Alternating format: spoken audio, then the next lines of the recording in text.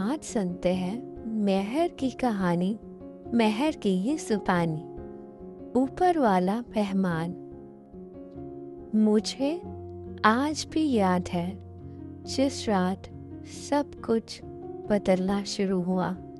किसी पटाखे से नहीं, किसी फिल्मी कन्फेशन से भी नहीं, बस एक आवाज से।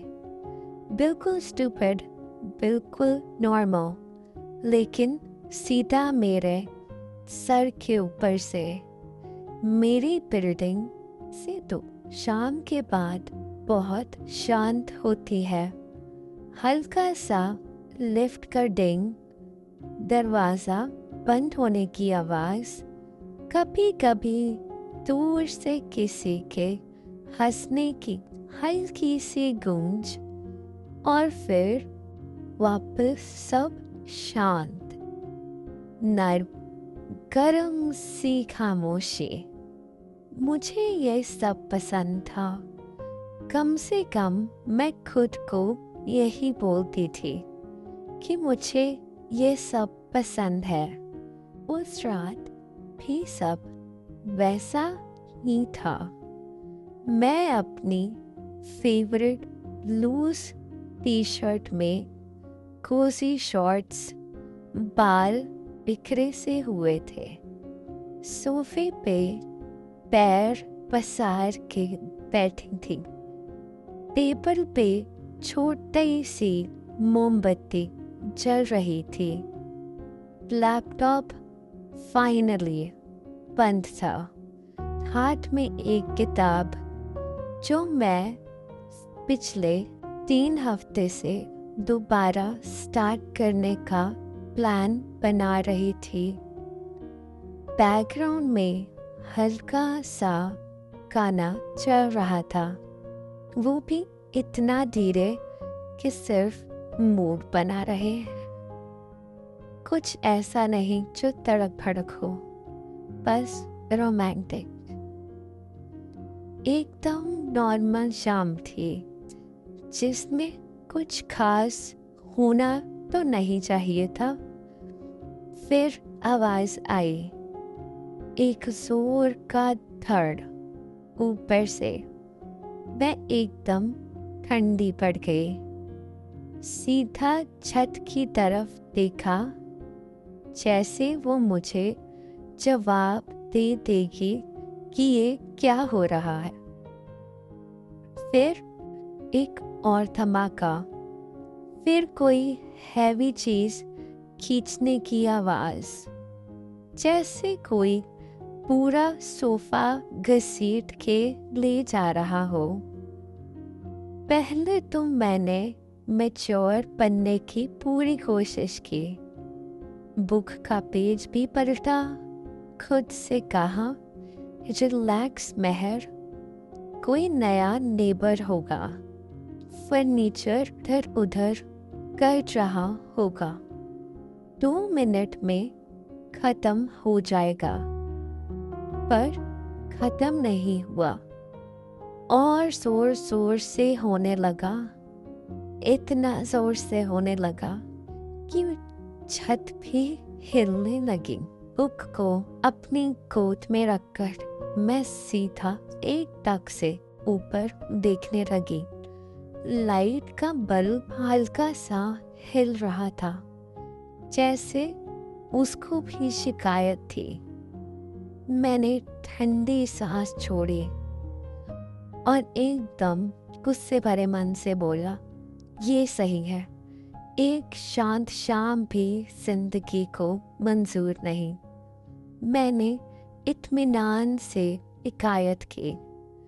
फिर एक और झटका, और मैंने सोचा बस अब बहुत हो गया। मैंने बुक बंद करी, अपनी जलती हुई मोमबत्ती को फूंक मार के बुझाया और खड़ी हो गई, वही फेक शांति के साथ जो हमेशा तब आती है जब अंदर से इंसान बहुत खिंच रहा हो, जैसे कि उसे कुछ चाहिए हो। मैंने अपने स्लीपर्स पहने, बाल थोड़े से ठीक किए हाथ से और मैं बस निकल गई। हॉलवे आज सामान्य तापमान से थोड़ा ज़्यादा ठंडा लग रहा था। धीमी पीली लाइट्स, थोड़ी सी वॉशिंग पाउडर की खुशबू, थोड़ी सी खाने की खुशबू, जैसे आज किसी के घर हलवा बन रहा हो। मैं सीधी सीढ़ियाँ चढ़ गई। मेरे पैरों की आवाज़ हल्की हल्की गूंज रही थी। ऊपर वाली सीढ़ी पर जब मैं पहुंची तो मैं उस फ्लैट के सामने जा रुकी जो बिल्कुल मेरे ऊपर आता है। एक सेकंड के लिए थोड़ा हिचकिचाई। पता नहीं कौन निकलेगा, कोई अंकल, कोई परिवार या कोई ऐसी आंटी जो मुंह पर ही चिल्लाने लगेगी। फिर भी मेरी बेचारी छत के लिए मैं इतना तो कर ही सकती थी। मैंने एक बार दरवाज़ा खटखटाया, कोई जवाब नहीं आया। थोड़ा जोर से खटखटाया। इस बार अंदर से हल्की सी हरकत हुई, पैरों की आहट, फिर दरवाजे के लॉक का क्लिक होना, हैंडल घूमना और दरवाज़ा खुलना। और मेरे दिमाग ने उसी सेकंड सरेंडर कर दिया। वो बिल्कुल भी अंकल नहीं था, बिल्कुल भी नहीं। वो दरवाजे के फ्रेम में खड़ा था, लंबा, चौड़ी छाती, शर्ट आधी खुली हुई, कॉलर बोन और थोड़ी सी छाती दिख रही थी। बस इतना जो दिमाग को सीधा 440 वोल्ट का झटका दे दे। उसके भी बाल थोड़े से बिखरे हुए थे, जैसे काफी देर से डब्बे उठा रहा हो। कॉलर पर हल्का सा पसीना जो हॉलवे की लाइट में और ज्यादा दिख रहा था। और सबसे खतरनाक चीज, उसकी आंखें, गहरी, शांत, ऐसी जो सीधा देखते हुए भी बिल्कुल घबरा नहीं रही थी। हम दोनों एक दूसरे को एक सेकंड से थोड़ा ज्यादा देख रहे थे। फिर उसने अपनी एक आंख से हल्का सा इशारा किया, जैसे पूरा सीन उसको बहुत मजेदार लग रहा हो। हाय, उसने धीमी सी आवाज में कहा। तुम आवाज की शिकायत करते आई हो? मैं एकदम असलियत में वापस आ गई। हाँ, एक्चुअली, मैं अटकते हुए बोली। मेरा मतलब थोड़ा सा, एक्चुअली काफी बैंगिंग था ऊपर। मैं एकदम स्टन हो गई ये सोचकर कि मैंने क्या बोल दिया। बैंगिंग? वाह मेहर, क्या शब्द इस्तेमाल किया तूने। वो पीछे रखे डब्बों की तरफ देखता है और फिर मेरी तरफ और कहता है, सॉरी यार। वो बहुत ही आराम से बोलता है, अभी शिफ्ट हो रहा हूँ, फर्नीचर सेट कर रहा था, ध्यान नहीं गया इतनी आवाज हो रही होगी। अभी से ध्यान रखूंगा, प्रॉमिस। मैंने भी एडल्ट मोड ऑन करने की कोशिश की। ठीक है ने हल्का सा स्माइल करते हुए कहा। बस मेरी छत पर पूरा भूकंप आ रहा था। वो हंसी को रोक नहीं पाया। हल्का सा हंस के बोला, ठीक है, मैं आगे से तुम्हारी छत की बहुत इज्जत करूँगा और उसकी इज्जत का ख्याल भी रखूँगा।